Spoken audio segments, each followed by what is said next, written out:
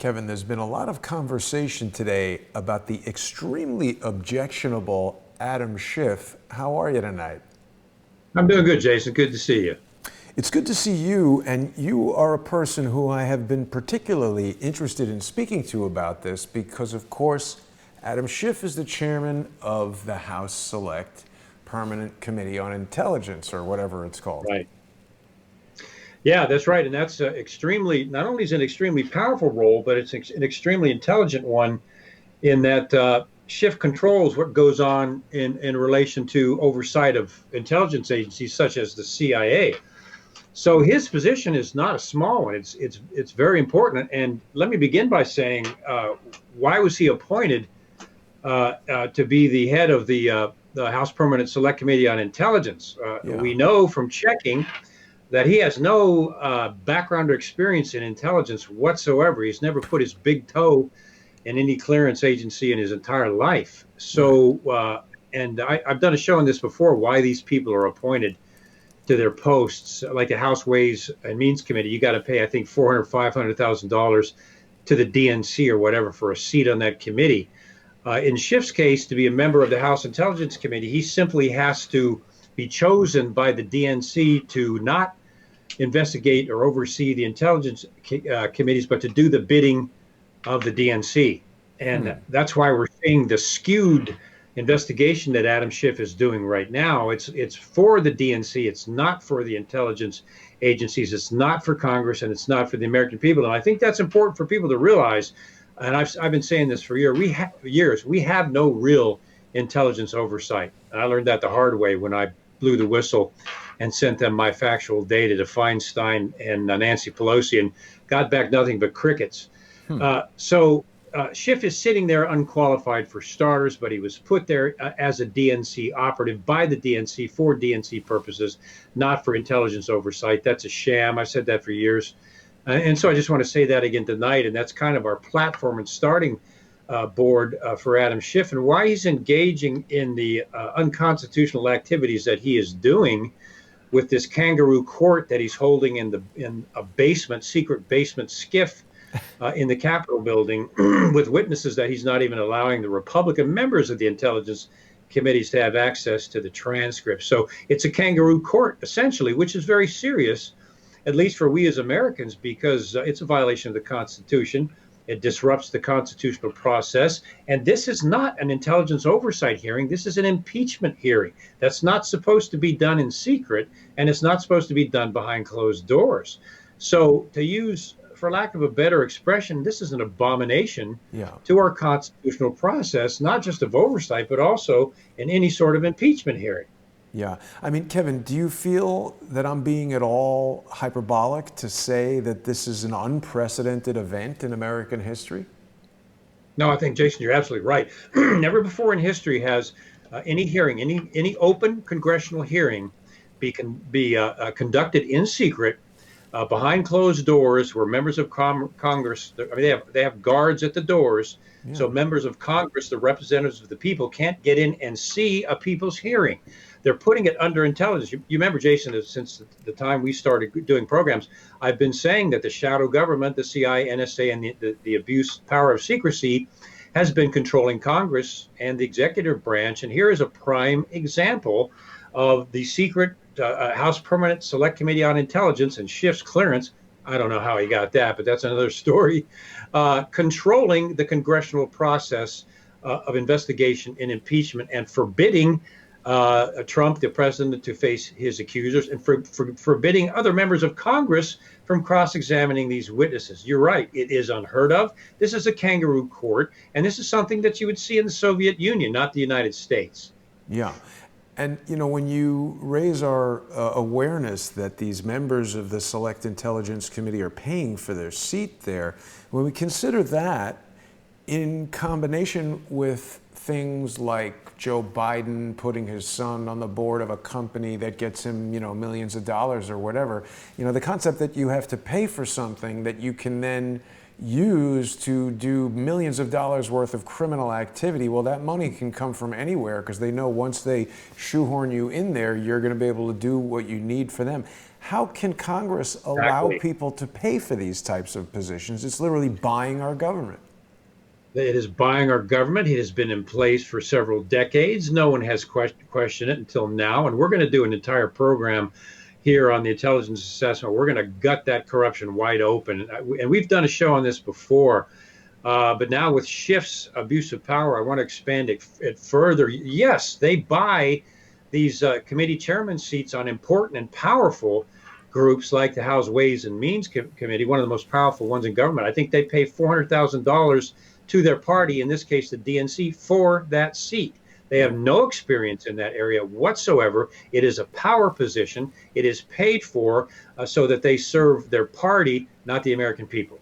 And you know, Lee Stranahan has gone into great detail with regard to the Magnitsky Act and how that is protecting Yukos Oil and Mikhail Khodorkovsky, who's connected to that thing. So even if we have international players, they could find some way to funnel 400,000 to Adam Schiff or anyone, buy their way into that position, and then use the power that that position, I mean, we're seeing the power that the position has. The guy is challenging the president. He's challenging the Constitution. He's challenging the people of the United States. And Jim Jordan and Steve Scalise made a point of that. They were speaking with your good friend Laura Ingraham last night.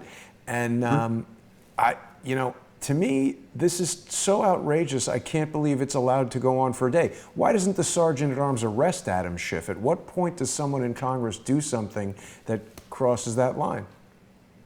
Well, when somebody gets the cojones to do it, that's the problem.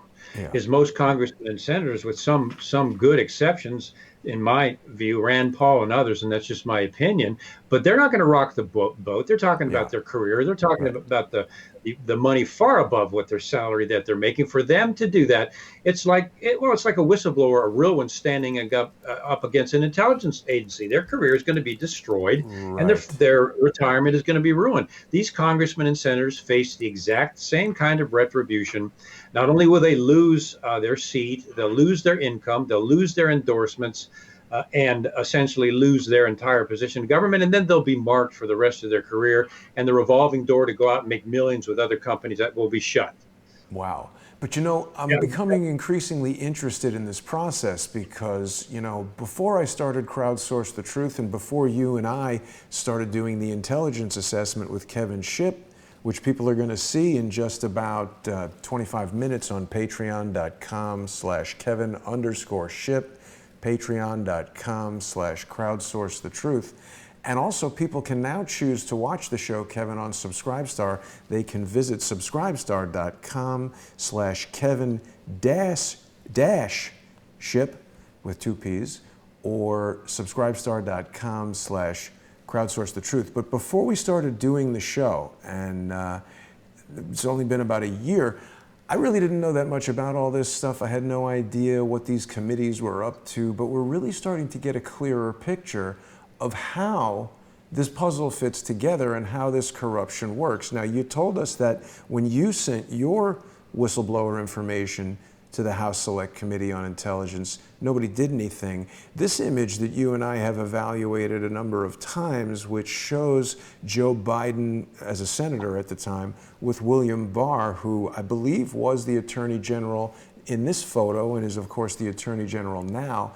Joe Biden was the chairman of the Senate Judiciary Committee, and we know that our buddy William Barr presided over these pardons. So there does indeed seem to be some pretty cozy relationship there.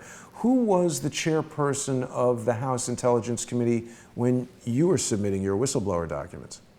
Well, what a surprise. Dianne Feinstein and Nancy Pelosi amongst the other members. And they were leading it. And of course, we'll do a show on Feinstein and her Chinese connections later. But they were the ones in charge of me. Now, you know, being a CI officer and not knowing how corrupt the process was from the inside, finding out the hard way, thinking idealistically that, hey, I'll go to the CIOGC, they became complicit and destroyed and lost my documents. Now, this is the way the CI operates. I'm not saying other organizations do. So I sent a detailed letter, which is, by the way, now posted open on fortheloveoffreedom.net for the world to see, I sent a detailed memo with all of my evidence to the Senate Select Committee on Intelligence and the House Permanent Select Committee on Intelligence, Feinstein and Pelosi. Never heard a peep. Nothing but crickets. Zero response. Hmm. Anyway, we could go. That's a whole other story. But it was a complete waste of time. And then I learned that the intelligence committees are a sham.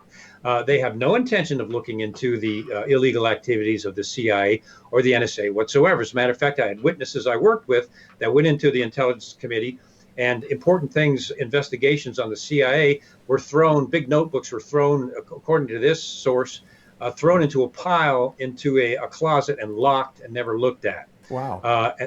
It's a sham. The oversight committees are a sham. And of course, we're seeing that in a major way here. It's almost like a gatekeeping position where they're there to intercept anything that could be damaging to the intelligence community. So, Absolutely. I mean, what people would expect a congressional oversight committee to do would be like, you know, if we were living in an alternative reality where stuff was honest, it would be like the CIA says, hey, we think that the vice president is involved in millions of dollars worth of corruption in Ukraine. We need to investigate Ukraine. And Congress says, okay, here's X million dollars to do this project and send people to Ukraine. And the purpose of having a Congressional Intelligence Committee is so that a subset of Congress can have influence over what these intelligence communities are doing and report things back to Congress and get approvals and things without compromising the security of it. But that appears to be not the case at all. What power do these committees have over the budgets of the CIA?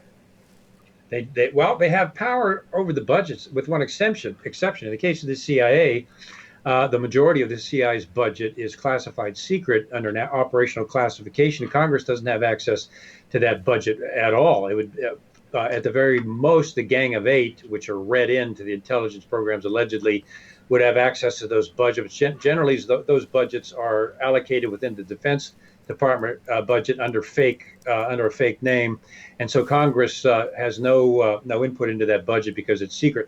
I talk about that many times, that it's a secret budget that Congress can't even control, using our tax dollars to engage in pretty dark global operations. And I would also imagine, I mean, we've spoken many times, and other guests have spoken as well, about the black operations that the CIA engages in to raise money, things like the cocaine from Iran-Contra, the opium during Operation Phoenix in Vietnam, and all of that. Michael Moore on More Pain just Tuesday night gave us a report about a Syrian tanker that was seized in Greece with something like 33 million methamphetamine pills. So, I mean, there's a ton of money flowing through there. Yeah, that's enough to kill an entire state of people. And we have to say, you know, the CIA originally was created for a good purpose by Harry Truman to provide timely and relevant intelligence to the president. And of course, I still support that, and I support that function of the CIA. And the majority of CIA employees are good people. Several of them are my friends. When you get up into the top echelons, however, which we have seen with John Brennan and others, you get into a serious compartmented level of secrecy in the clearances that they have, that most CIA employees have no idea. For example, I was up on the 7th floor on the staff of the director of the CIA, William Casey, as one of his agents. I was posted in his house. We drove the limousines when he was in conversations with members of Reagan's cabinet, and we had no idea what William Casey was doing, hooking up with the Prince of Saudi Arabia to bomb a bunch of people and wound up all being innocent overseas. Ooh. So that'll show you.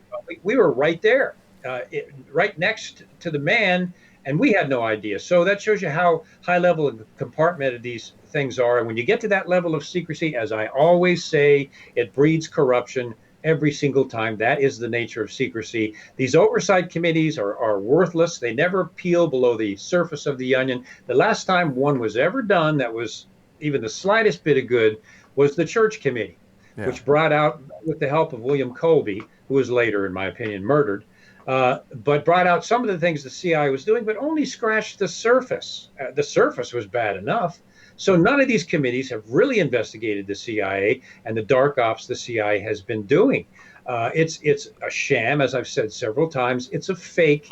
And I think the importance of this program is the American people need to understand what a sham it is, and that these committees are not investigating the shadow government deep state. As a matter of fact, they're protecting it. Yeah. And if I'm not mistaken, didn't Senator Frank Church also meet an untimely and mysterious demise? I don't remember. I don't remember. We'll have I to look focused into on that. Colby. Yeah. Yeah, you'll have to check into that. I know Colby was murdered, and when they do these things, sometimes they make it obvious for a reason, like a calling card. But it was pretty clear that he was killed. Wow. Well, we're just about 15 minutes away from the intelligence assessment with Kevin Shipp, which is going to be starting at 7 p.m. Eastern on patreon.com/Kevin_Shipp, patreon.com/crowdsourcethetruth. And people can also find the show on subscribestar.com with Kevin-Shipp or Crowdsource the Truth. We're going to be going into some more detail about Adam Schiff and the really troubling nature of the operation of this so-called House Intelligence Committee. I want to ask you some questions about Devin Nunes, Kevin, and we're going to get into some more details about this really Sure. unconstitutional. I just feel like I don't have the words. Yeah. It's unconstitutional. It's unconscionable. Yeah. It's un-American. It's just not good in any way. No. No. So we'll be back in just a few minutes, Kevin. We'll see you on Patreon. Thanks, everybody, for tuning in. Get over to Patreon and Subscribe Star now. Don't miss the show at 7 p.m.